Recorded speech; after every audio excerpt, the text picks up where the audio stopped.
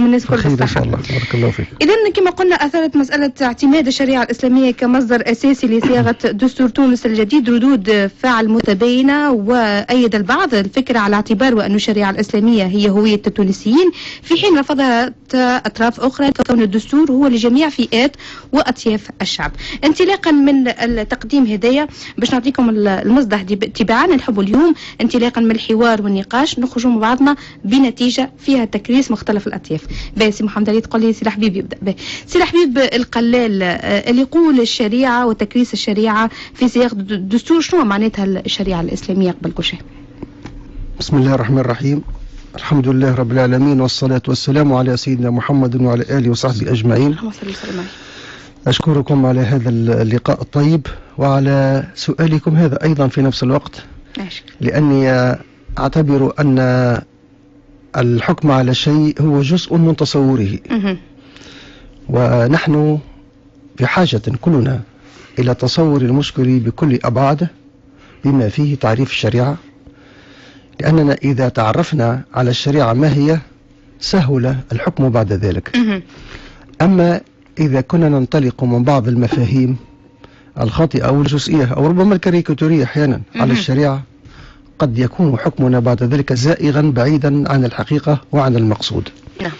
وهذه دعوة إلى كل أصحاب الرأي وأصحاب الهموم العلمية في البحث أن يعودوا من جديد وبكل تواضع إلى تحديد هذه المعاني من مصادرها الصحيحة. الشريعة، ودون أن نتوسع كثيرا كي لا أثقل بلغة صعبة على السادة المستمعين، هي كل الأحكام المتضمنة في الكتاب وفي صحيح السنة، أي في القرآن الكريم وفي صحيح السنة.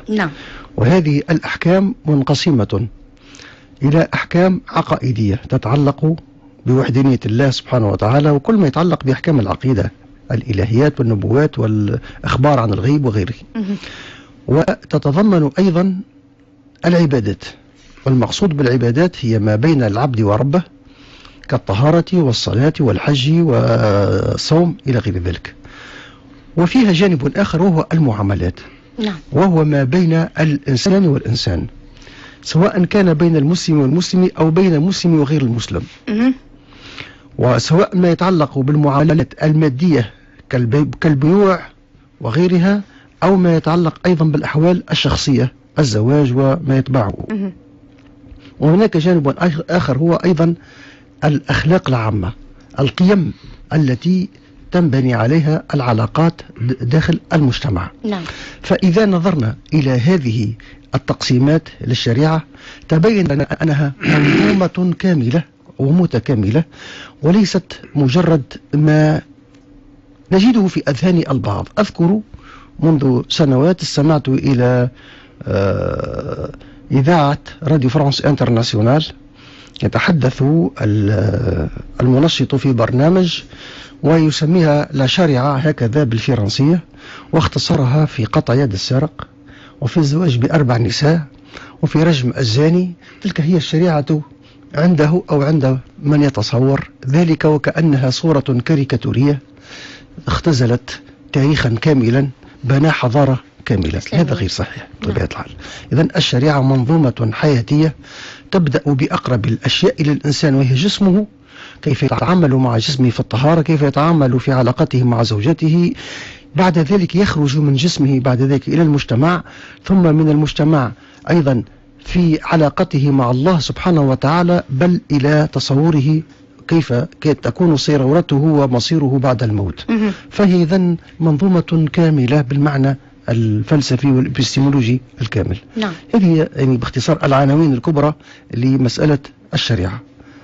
هذا نعم.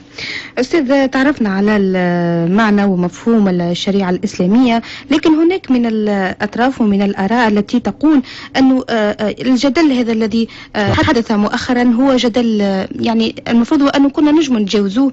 لأنه علاش؟ لأنه في دستور 1959 من بين المصادر اللي كانت في كتابة الدستور هي الشريعة. ربما توا ندخل المسائل الفنية في طريقة كتابة الدستور. هل نقتصر على مقدمة نذكر فيها هوية البلاد، أم أننا نضمن هذه المسائل داخل الفصول نفسها من الدستور.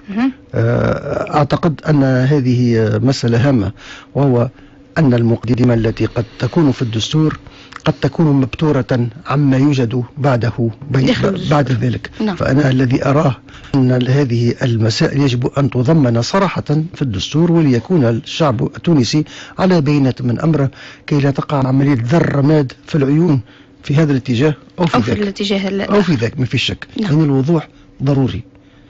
ثم أن الجدل الذي ذكرت أنه كان من الممكن أن نتجاوزه، أعتقد أنه أظهر حقيقة كانت خفية في تونس، وهو أن حوالي 60 سنة كانت بمثابة الصحراء الحقيقية في مسائل كثيرة في تكوين التونسي، ليس في المسائل الشرعية فقط بصراحة، حتى في مسائل الديمقراطية، حتى في طريقة تعاملنا مع الفكر الآخر، حتى في علاقاتنا مع بعضنا البعض، حتى في سلوكنا في الطريق. يعني هنالك نوع من الانقلاب الحقيقي الذي أحدث في تونس زعزع حقيقيا لثوابتنا الحضارية. فهذه إذن قضية هامة جدا. فالشريعة إذن فيما أرى أنها مفهوم ضبابي عند الكثير ممن يعارضها، أو هناك من يعارضها لأسباب إيديولوجية، هو حر في ذلك ما في شك، يحترم رأيه ولا يلزم أحدا، كما أن غيره لا يلزمه